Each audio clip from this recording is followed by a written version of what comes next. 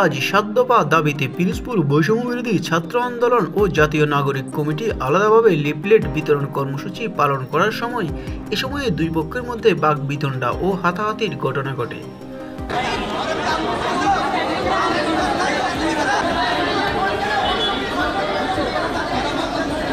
আজ রোববার সকাল ১১টার দিকে বৈষম্যবিরোধী ছাত্র আন্দোলনের ব্যানারে শানেওয়াজ ওবি, রিদওয়ান রিয়াদ, এমরান আহমেদ, আসমা আক্তার মিতু, জামান ইসলামের নেতৃত্বে ছাত্র প্রতিনিধিদের একটি দল শহরের কেন্দ্রীয় শহীদ মিনার থেকে লিফলেট বিতরণ শুরু করে।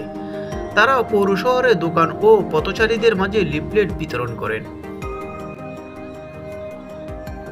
তবে দুই পক্ষের মধ্যে বাকবিতণ্ডা ও হাতাহাতির ঘটনা কোনো আইনি পদক্ষেপ নেবে কিনা এমন বিষয়ে তারা নিশ্চিত করেনি।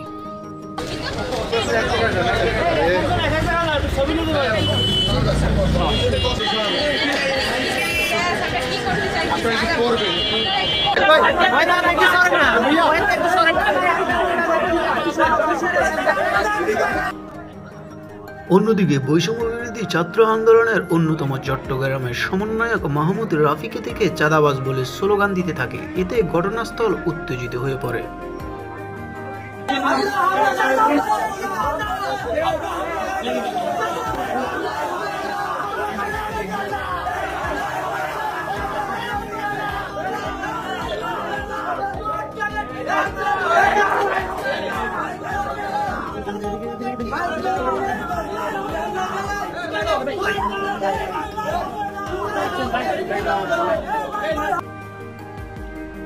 নিউজ বাংলা 29।